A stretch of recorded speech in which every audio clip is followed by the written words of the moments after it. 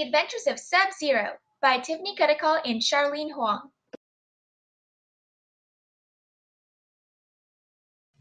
Phil Prescott was a normal guy who lived a normal life.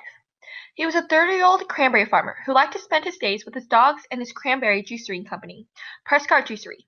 He was very responsible, kind, and down-to-earth. He was a big dog lover and had a passion for cranberry farming.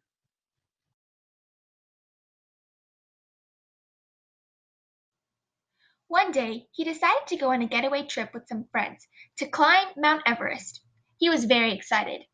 On the second day of the trek, there was a huge winter blizzard that separated the group.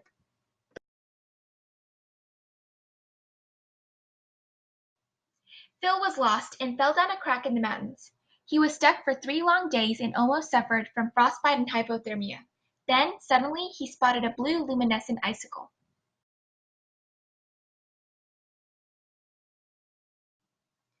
As he reached for the icicle, he saw blue in his veins snaking up his arms, and snowflakes forming on his fingertips, and he felt more warm. An old woman found him on his 4th day, and lowered down a rope to help him get out. The old woman helped nurse him back to health, while everyone else thought he was dead.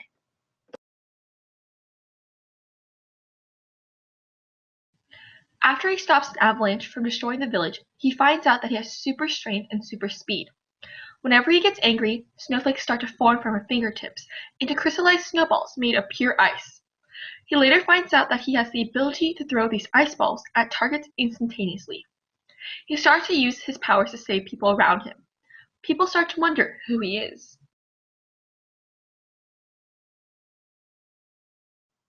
Because his parents died when he was young in a plane crash, he became very independent and responsible.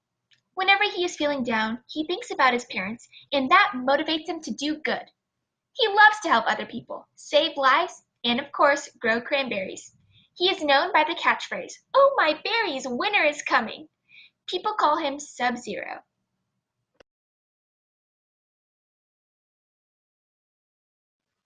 Subzero has super speed, but he has to calculate exactly how fast, or his initial velocity, that he has to launch himself to reach his target. This power of super speed is associated with kinematics.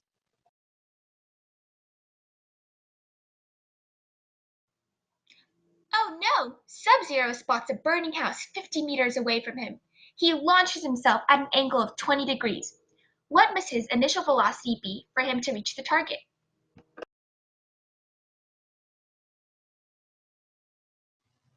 Now we are going to show you. The equation r equals initial velocity squared times sine 2 theta over g was used because Subzero launched himself as a projectile using his super speed, and this equation is used in projectile motion to determine the horizontal range of the projectile. We are given r equals 50 meters, g equals 9.8 meters per second squared, theta equals 20 degrees, and we have to find initial velocity. These values were plugged into the equation. We multiplied each side by 9.8, then we divided each side by 0.643. We then took the square root of 762.305. We found the initial velocity to be 27.61 meters per second. This shows that Subzero has to have an initial velocity of 27.61 meters per second when launching himself at a 20-degree angle in order to get to the burning building as fast as possible. Here we will talk more about some of the fundamental principles behind the projectile motion that was used in the previous scenario.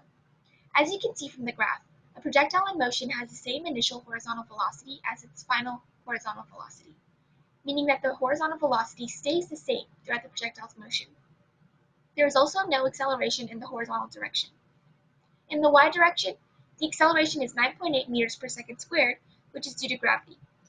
As the projectile reaches its peak or max height, the vertical velocity decreases until it has a value of 0 meters per second at the peak. The vertical velocity then increases in value as the projectile travels downward from the peak. The angle that the projectile is launched from that will result in the farthest distance traveled is 45 degrees. Subzero has immense super strength. He can lift absolutely anything, and he doesn't even have to break a sweat. Subzero has to determine how much work he has to apply at what angle to lift an object up. This power is associated with work and energy.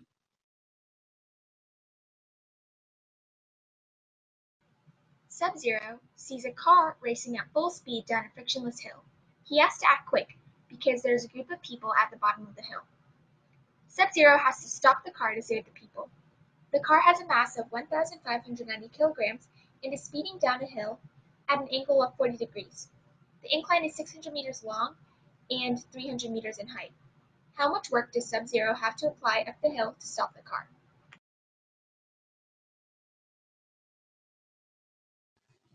Here we will find exactly how much work Subzero has to apply uphill to stop the car.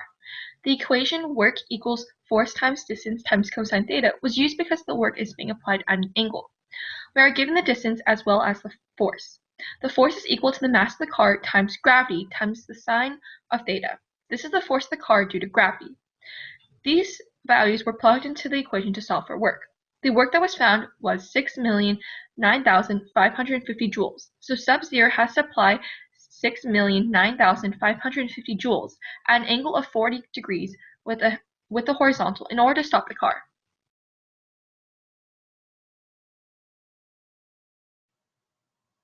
Here we will talk more about the fundamental principles behind Subzero's superstrength. As you can see from the force versus displacement graph, the area under the line is equal to the work done, which was 6,009,550 joules. A fundamental principle behind energy is the law of conservation of energy, meaning that energy cannot be created or destroyed, but can only be transformed. The work-energy theorem explains how the work done by the sum of all forces acting on a particle equals the change in kinetic energy of the particle. So why is this important to Subzero superstrength? Well, we can relate the work-energy theorem back to the problem, since the work done is equal to the change in energy put into the system, which equals the gain in potential energy, as a constant speed is applied and the car is gaining height.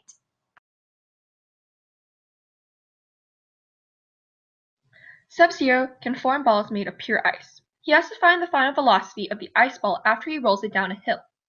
This power is associated with rotation and rotational energy.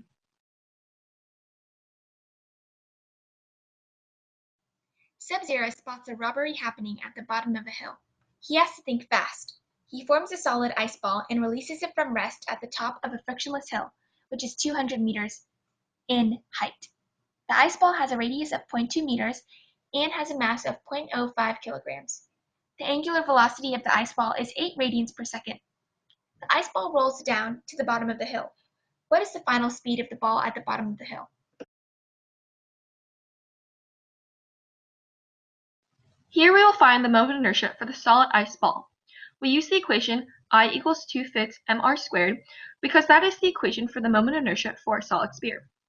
We are given the mass 0.05 kilograms and the radius 0.02 meters and plugged both values into the equation. We then solved for moment of inertia. We found that the ice ball's moment of inertia was equal to 8 times 10 to the negative 6 kilograms times square meters.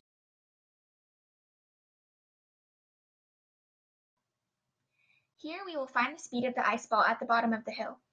We use the equation mgh equals 1/2 mv squared plus 1/2 I omega squared because the total energy is conserved. We were given the mass 0.05 kilograms, the height 200 meters, the moment of inertia 8 times 10 to the negative 6 kilograms times meters squared, and the angular velocity 8 radians per second. We plugged in these values and isolated for velocity by setting 1/2 mv squared equal to mgh minus 1/2 I omega squared. Then we divided both sides by 0.025. We then took the square root of both sides to find that the velocity of the ice ball at the bottom of the hill was 62.61 meters per second. Here we will talk more about the fundamental principles behind Subzero's ice balls. As you can see, there are two energy graphs. The left graph shows the initial total energy for the ice ball when it's at rest at the top of the hill. It shows that there is only gravitational potential energy, while there is no translational or rotational kinetic energy since the ball has not started moving yet.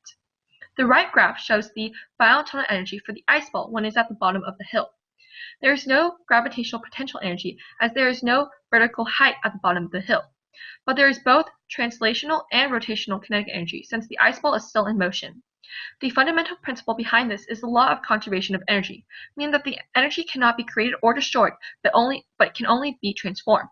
In this case, the initial gravitational potential energy at the top of the hill is transformed into both translational and rotational kinetic energy at the bottom of the hill, showing that the energy was not lost but was transformed from potential to kinetic energy. The total energy remains the same for the ice ball at both the top and the bottom of the hill. Now onto the sticky situation.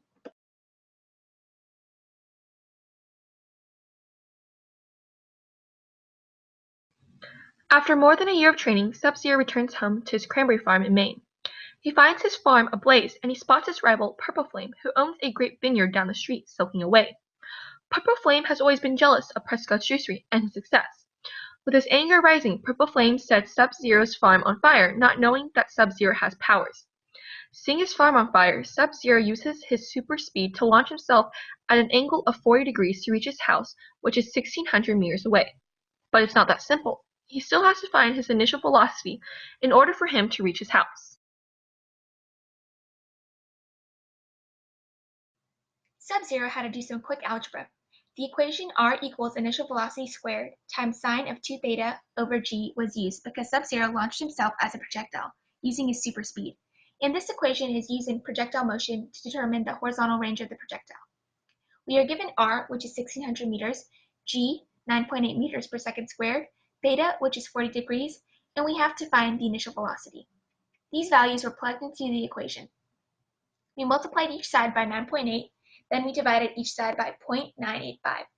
We then took the square root of 15,621.89, and we found the initial velocity to be 126.18 meters per second. This shows that Sub-Zero has to have an initial velocity of 126.18 meters per second when launching himself at a 40-degree angle in order to get to his burning farm as fast as possible.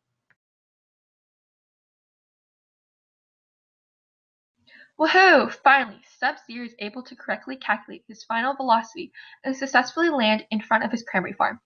But wait! Before he can take a break, he notices that his precious dog Kevin is trapped beneath his flaming barn. Curse that Purple Flame! Hurrying over to the barn, Sub-Zero must quickly lift the barn up in order to save his trapped dog. Since he knows the mass of the barn is 70 kilograms, he must quickly determine the amount of work that is needed to lift the burning barn to a height of 4 meters.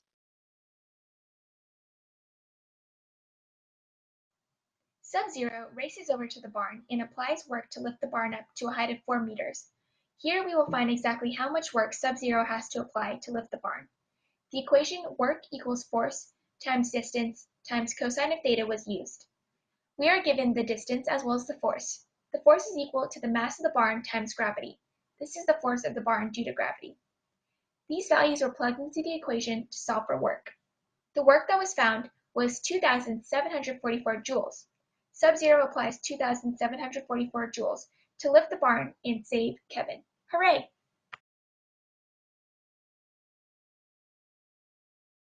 Yes, he did it! He safely saved his good old pal Kevin.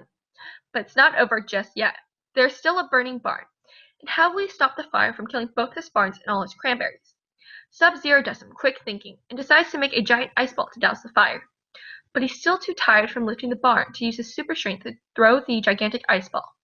With time running out, Sub-Zero quickly forms an idea. He can just roll it off a hill. He runs over and quickly makes a hill out of all his tasty cranberries. Now on top of the hill, he forms a solid ice ball and releases it from rest at the top of a frictionless hill. Because yes, this hill is magical and frictionless and has a height of 4 meters. The ice ball has a radius of 0.5 meters and has a mass of 2 kilograms. Since he knows that the angular velocity of the ice ball is 5 radians per second, what must the final speed of the ball be when it reaches the burning barn at the bottom of the hill?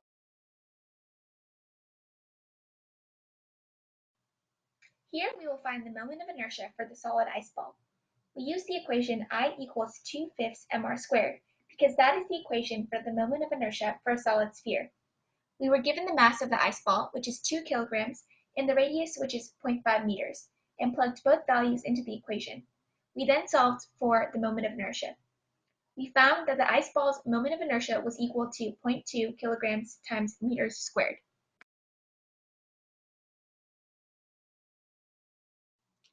Here we will find the speed of the ice ball at the bottom of the Cranberry Hill. We use the equation mgh equals 1/2 mv squared plus 1/2 I omega squared because the total energy is conserved. We were given the mass 2 kilograms, the height 4 meters, the moment of inertia 0.2 kilograms times meters squared, and the angular velocity 5 radians per second. We plugged in these values and isolated for velocity by setting 1/2 mv squared equal to mgh minus 1/2 I omega squared. We then took the square root of both sides to find that the velocity of the ice ball at the bottom of the hill was 8.71 meters per second, which is about the speed of a falling raindrop.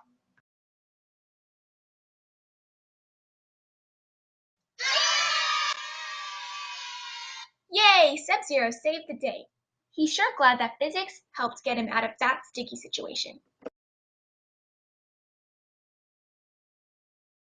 And here is our beautiful works cited page.